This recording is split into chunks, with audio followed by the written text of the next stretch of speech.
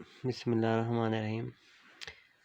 یہ جس ہستی کی آپ لوگ زیارت کر رہے ہیں ان کا نام رضا ثاقب مصطفی صاحب ہے۔ یہ ہمارے پیر و مرشد ہیں، اور میں آج میرا کافی دنوں کے بعد یہ کو تھوڑا سا ٹائم ملا ہے، تو میں چاہ رہا ہوں کہ میں ان کا ایک خوبصورت ایک بہت ہی پیارا کلپ ہے ملکہ زبیدہ بی بی اور ہارون رشید کے حوالے سے، تو وہ میں آپ کو سناؤں، اور اس سے پھر ہم لوگ کوئی نہ کوئی مطلب وہ اخذ کرتے ہیں۔ تو کرتے ہیں جی سٹارٹ۔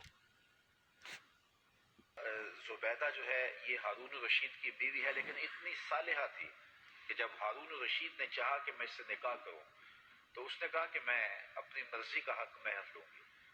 تو اس نے کہا کہ ٹھیک ہے، بادشاہوں کے لیے کیا مشکل ہوتا ہے حق مہر ادا کرنا۔ تو اس نے کہا کیا حق مہر ہوگی؟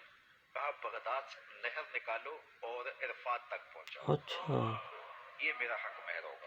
اور یہ بڑا مشکل کام تھا، اور اس کے لیے اس زمانے میں جو ہے وہ کتنے پیسے خرچ آئے، اور وہ نہر نکالی گئی۔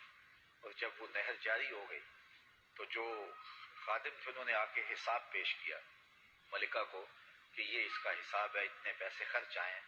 تو نہر کے کنارے جب وہ دورہ کرنے گئی، دیکھنے گئی، تو انہوں نے حساب پیش کیا، تو اس نے کاغذ پھاڑ کر کے نہر کے اندر پھینک کر کے کہا ترکنا الحساب الی یوم الحساب، ہم اس کا حساب یوم حساب پہ چھوڑتے ہیں۔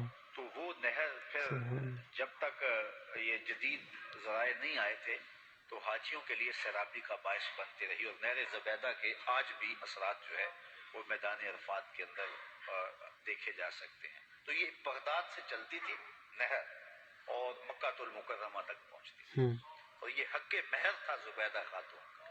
اور یہ زبیدہ خاتون جو انتہائی نیک اور صالحہ خاتون تھی، یہ حضرت بہلول دانا کو ڈھونڈتی رہتی کہ ان سے کوئی دعا مل جائے۔ اچھا، اس میں وہ ایک تو یہ بتانا چاہ رہے ہیں کہ اب دیکھیں کہ نیک جو اللہ کے نیک لوگ ہوتے ہیں ان کی عادات بھی کتنی پیاری خوبصورت ہوتی ہیں۔ اچھا، انہوں نے حق مہر مانگا بھی تو کیا مانگا؟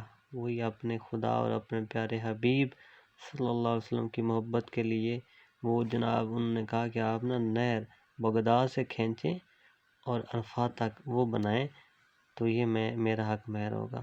تو وہ کہہ رہے ہیں کہ وہ آج تک اس کے آثار ہیں ابھی تک بھی، اور وہ حاجیوں کی سیرابی کا سبب بن رہی تھی اس ٹائم۔ کیونکہ یہ مجاذیب میں سے تھے۔ مجذوب وہ ہوتا ہے کہ تجلیات کے وفود سے جس کا شیشہ عقل ٹوٹ جائے، اور وہ جو کہہ دے اللہ وہ کر دے۔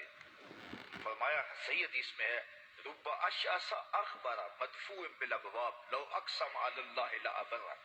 بہت سارے لوگ ان کے کپڑے پھٹے ہوئے، حالات پرا گندہ، بال بکھرے ہوئے، لیکن فرمایا انہیں کہیں چھیڑ نہ بیٹھنا، اللہ کے نام پہ وہ قسم ڈال دیں تو اللہ فوری پوری کر دیتا۔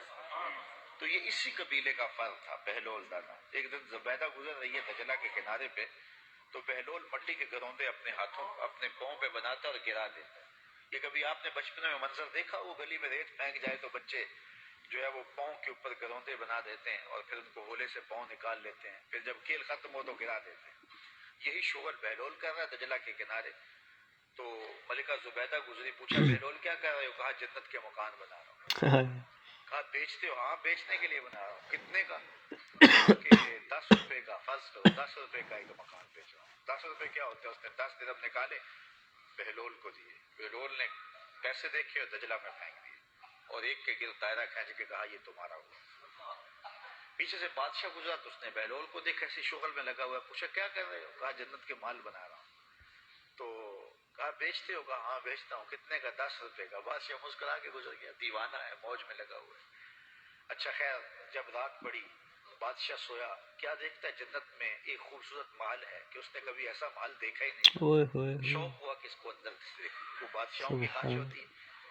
تو جب آگے بڑھا تو لکھا تھا ملکہ زبیدہ، اشتیاق اور بڑھا۔ تو پھر آگے بڑھنے لگا، دربار نے روک دیا، کہا یہ میری بیوی کا ہے۔ کہا دنیا کے ضابطے اور ہیں، آخرت کے ضابطے اور ہیں، اجازت کے بغیر نہیں جا سکتے۔ اتنے میں آنکھ کھل گئی، بادشاہ بے چین ہو گیا کہ کون سا اس نے نیک عمل کیا ہے کہ جنت میں اس کے نام کا محل دیکھا ہے۔ تو اس نے ملکہ کو بیدار کیا اور کہا کہ کیا ماجرا ہے کہ میں نے یہ خواب دیکھا؟ اس نے کہا میں نے تو کوئی خاص عمل نہیں کیا، وہی معمول کی عبادتیں ہیں، وہی نیکیاں ہیں. ہاں یاد پڑا، آج میں گزر رہی تھی راستے میں دجلہ کے کنارے، ہائے ہائے بہلول بیٹھا تھا اور وہ محل تعمیر کر رہا تھا، وہ گروندے، اور کہہ رہا تھا یہ جنت کے محل ہیں. تو میں نے کہا کہ ٹھیک ہے، اپنی موج میں ہے. تو ایک میں نے اس سے خرید لیا تھا. بادشاہ سر پکڑ کے بیٹھ گیا، وہ تو مجھے بھی کہتا تھا، اور میں دیوانے کی بھیڑ سمجھا اور آگے گزر گیا.